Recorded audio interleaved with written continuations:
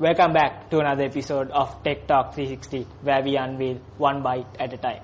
Today, we have another guest on the show, and with the new season 2 launch of Tech Talk 360, and it's none other than Don Hett. Hi, Don. How are you doing? Good, Russell. How are you? Thanks for having me. My pleasure. So, Don, let's just start. Who is Don Hett? Well, Don Hett. Well, I'm a purpose-driven entrepreneur, basically on a journey to build purpose-driven brands driven by its communities and giving back its communities while making a positive impact on the world. On a personal level, I think I am a kind and a compassionate person. I'm a man of my words, so I love integrity, I have values and morals, and I do care. So I care for the planet, I care for the people around me, and I care for what I do. So, Don is the founder of 6 Kilo Group. Yep. And let's just start it from there, Don. Let's just give an introduction onto your professional experiences and all the brands that you manage. Where do these all start? And let's just start it from there. Well, so I left Sri Lanka and I moved to Australia for my higher studies. And then I was a student at Deakin. I was studying accounting, finance and financial planning. I finished that. And then I started working as a financial analyst for Bunnings, which is the largest home improvement company in Australia. So while I was doing that, I got recruited for their Bunnings management program, conducted by the Harvard Business School. So that's where it all started, where they had a program of what they're doing is called personality metrics. That's like 40 plus questions that you have to answer very quickly, and then actually they tell you what sort of personality that suits you, and they actually compare with what you do and see whether it's right for your personality. So that's where it all started, and my personality metrics came as like I'm a creator and a problem solver, and I was doing an accounting job. So they asked me like, you're actually not doing the right thing for your life. You should be an entrepreneur. So that was the sort of like the pivotal moment where it all changed, and it got me into my head like I need to do something about it. So that's all started. After 8 months, I left and I started my first venture, Clean Kings from my garage, then grew it into a national business of 650 plus people, into 8 figures. And then now, after like 10 years, we have 5 plus brands, another 5 in the making. So yeah, so that's the journey so far, and we now come together as 6 Kilo as more like a collective heads group, where we have other partners in the business, and we are collectively building purpose-driven brands driven by its communities and giving back to its communities. So something that I noticed is... Here is a man who imagined machines also, that could think. To mention, you shifted from finance to entrepreneurship. Yeah. That was a major Today, shift. we push the boundaries of artificial intelligence, creating solutions that shape the world of tomorrow. Well, I think that the shift didn't came with, it's a very unexpected thing, right? Like I didn't plan for it. I didn't anticipate it for it to happen or anything like that. It's more about like, that moment of when I had that thought from that particular incident where, that personality matrix, it was sort of like running around in my mind for that 8 months, and I would start thinking like what I'm doing, why I'm going in this rat race, why I'm waking up every day in the morning, what gets me out of the bed, So that was the start. So I think the message is very clear. Like, if you are happy with where you are, then yes, alright, like choose a career path, excel in it, study more, get more professional experience, go in that path. But if you are not happy, then you need to ask from yourself, what I'm going to do about it. And that's the message. Definitely. You also mentioned about, 5 plus brands and also founder of 6 Kilo. So I'm pretty sure there are some famous names as well, like we just had a chat earlier. Yeah. I'm pretty sure you have, faced many challenges during this journey and, obstacles. Yeah. How actually you overcame them? And let's just mention some also. Yeah, so when I first started Clean Kings, and for the first 18 months, we didn't have a single client. 18 months, no clients, nothing, zero income, and I still didn't give up my dream. And after 18 months, after 14 months after that, I grew that into an interstate business with probably 200 plus people. And then after that, we thought, okay, success has come our way. So we went and opened up a restaurant. We bought a restaurant from another person, and we ran it for 8 months. Well, hey, we didn't do very well, so we failed. But on the other hand, we gained so much experience of how a hospitality venture is running, how a hospitality industry is running, what are the challenges, what are the obstacles, what are the things that actually need in the hospitality industry. So what we did was we went back to what we knew, which is the commercial cleaning, and we actually got our experience in the hospital to win more larger contracts and win large tenders and stuff like that in the hospital industry. Now we are the largest hospitality and quick service restaurant cleaning company in Australia.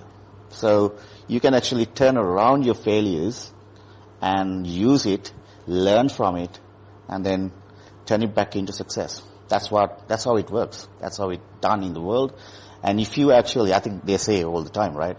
Failure teach you more than success ever will, right? So that's what it is. Much inspiration out there from 100%. So, Don, if you just start now, many of the youth are using tech and they are into AI, they are into tech tools to get things done very quickly. Yep. So, you handling all these brands and they're driving very hard and they are interstate and some can be global as well. So if you just tell how you use tech in this industry and how you use tech for your use and the companies using to make them very efficient, if you can share some. Yeah. We love tech and AI and automation in 6 Kilo. We use that heavily, especially for the lead gen, content creation and search engine optimization and stuff like that. We use heavily. So, for an example, we use appointment setting software like Meets.ai. We use SEO.ai for our search engine optimization. We use ChatGPT and stuff like that for our blog posts and stuff like that. Jasper AI for blog posts. So it's so many things that we use, but we do that very carefully. We don't want to use something that is not suitable for us. At the same time, automation can have bad effects as well, because you are removing the human aspect out of it. So I think that's the balance that you need to find as a business. See whether that's suitable for you or not. And also technology on the other hand, we use so many tech tools like Slack for our team member communication, ClickUp for our project management, stuff like that. So that's tools as well that you can use to save time, optimize your work, at the same time communicate and effectively run your business. So nowadays actually you can actually run your business from your phone, right? So that's what it comes down to. But then you need to know what tools are the best for you, what tools are not actually suitable for you. That's the take that you need to take. If I just ask a small follow-up question from there, is that do you suggest these tools for startups, or if anyone's starting up a new business or something like that, do you suggest these tools for startups? 100%. Like ClickUp is free to use up to a certain stage. Slack is again free to use to some stage. ChatGPT is 100% free for you until some stage. So these tools are readily available for you to get used to it.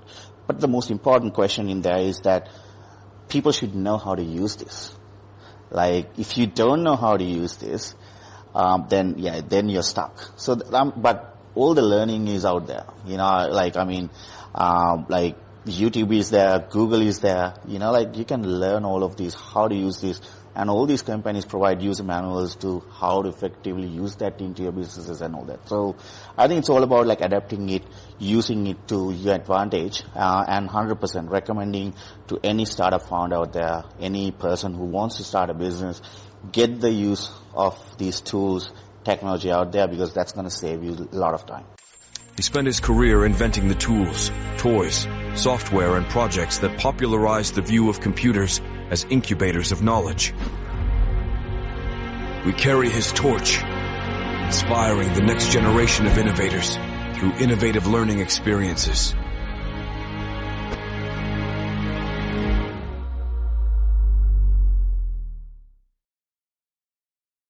Definitely. Right now, people are really into investing, and they are into investing businesses, investing into stocks and what you call. So I think you are interested in that aspect as well. So if you just take if you could give some strategies that they can use in investing in businesses or long-term investments, what do you say about those? Well, I think like my specialty is capital raising. So what it means is like how you can raise capital for your business or for your startup, right? So I've raised capital for both businesses, for Critics and Clapsil. And what I've seen is that any investor wants to invest into a startup, look for 5 things, all right? Number 1 is that does that business have a clear strategy? So if that business have a clear strategy, if they know how to go to market, if they know how to penetrate the market and all that, then that's a clear sign that, they know what they do. Number 2 is that successful management. So who runs this business? No investor wants to come and invest money into any startup if it's run by people who don't know what they do, right? So successful management, the team is very important. Number 3 is that the scalable business model.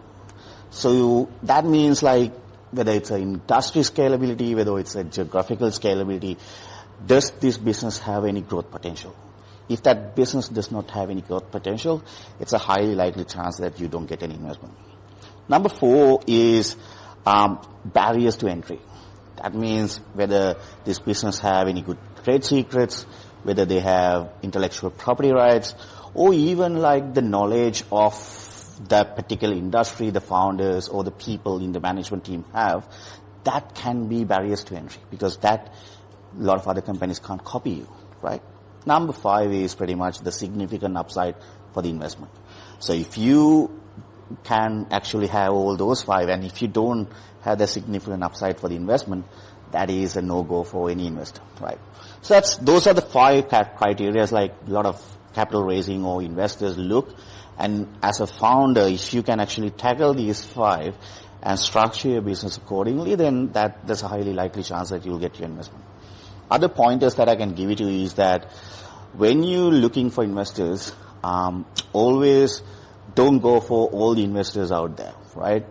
Look for the investors that match your investment mandate. So some investors, they don't invest into early stage startups. Some investors only invest into later stages of the business, like the Series A or Series B stages. Some investors, they don't invest into certain industries. So you need to pick the investors who are good for you, the industry that you're in, and also in the stage that you're in as well. So that's another thing that you need to look at. The other pointers that I can give is you need to prepare all the investor-ready documentation, like the pitch deck, the business plan, and the financial model. A lot of people stop there, but I would recommend highly to go and prepare your go-to-market strategy document as well as put together some frequently asked questions. That will help, going back and forth with the investors and clarifying things. If you can put together a FAQ document where frequently asked questions from the investors into a document, that'll give you more chance to have a meeting, one-on-one meeting with these investors so that you can actually pitch these people. So those are the pointers, but I think the main thing is that 5 criteria.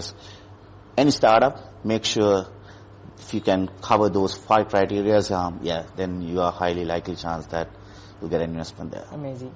So just a follow-up question is that should people, during this stage of, if they are really willing to invest, should they start investing or, saving up for a little bit while and then, invest? What do you say? It depends, right? It depends on person to person. So, some people, they love taking a risk and, take a chance and, all that. Some people are risk averse. So they don't want to invest. They want to hold on to their money. They want to invest into safer stocks and all that. So it's all depend on the person to person. But I think with the current climate, there are still safer stocks that you can invest, safer businesses out there to invest. And as an investor for myself, I think, there are still great ideas that I can back, so it's that finding that right startup, right companies to back. So that's my take on it. Amazing. He spent his career inventing the tools, toys, software, and projects that popularized the view of computers as incubators of knowledge. We carry his torch, inspiring the next generation of innovators through innovative learning experiences.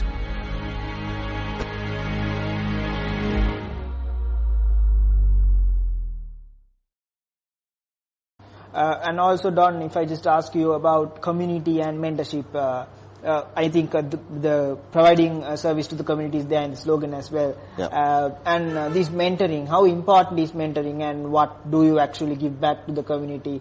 And let's just share some thoughts on that. Yeah, I think it's one of the key things we at 60 is that, and as a founder for myself, like I love giving back. So basically, I mentor few people at the moment as I go, and that's part of my personal growth as well. I think that helps me to grow on a personal level because I learn so much from meeting new people. Even today, I'm learning so much from you, man. So that's what it is. So networking, you get a lot of creative ideas from people, and at the same time that I can go back and implement that into my businesses and my growth as well.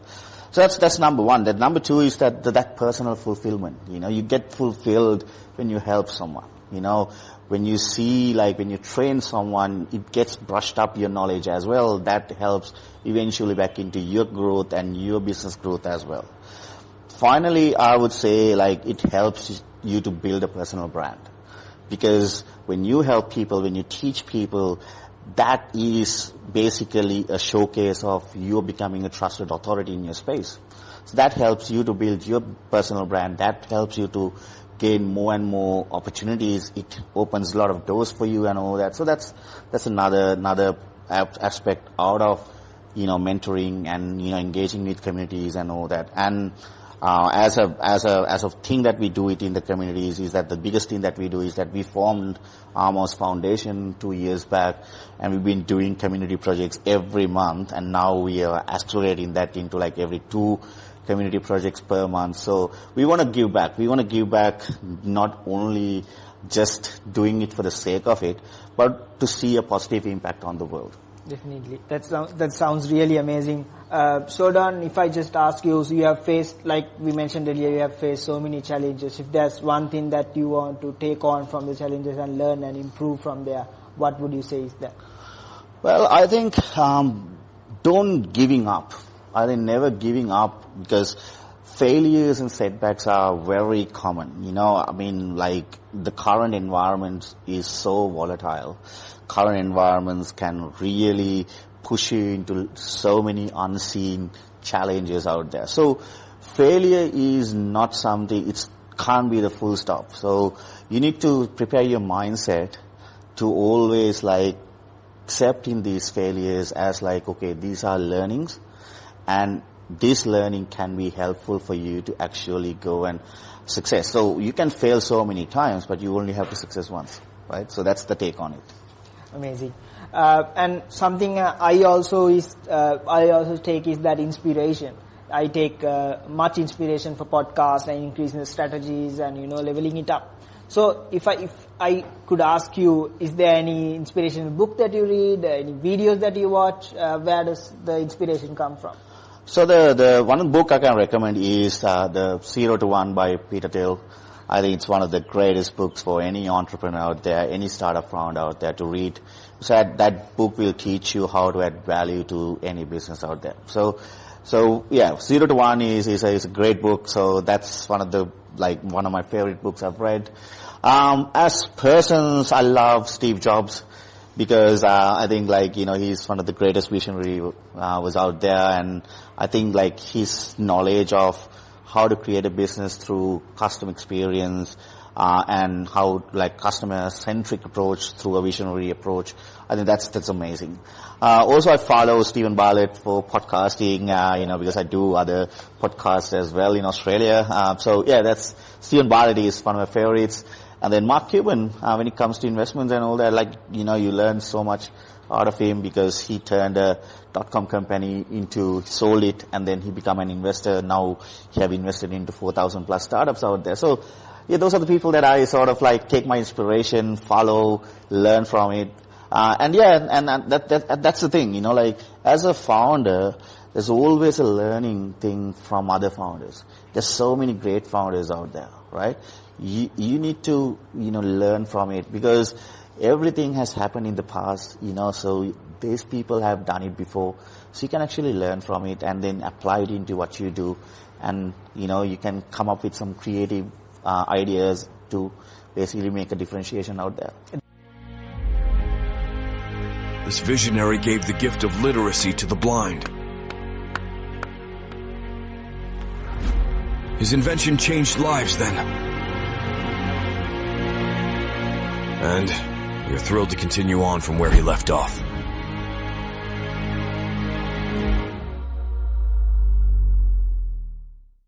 Definitely. The reason I had a laugh when you said Stephen Bartlett is that I showed my team a Stephen Bartlett video, and then I told them, this is my inspiration. Yes. He's my inspirational leader. Yes. Let's just follow their strategies as well, and that's what I was telling them as well. Great. So if you could just tell some advice for inspiring entrepreneurs in Sri Lanka. And if I could add something, that is that what do you see different in Australia, so you can keep that mindset to Sri Lanka as well. Yeah. But what do you see the difference, and what do you say for upcoming young entrepreneurs?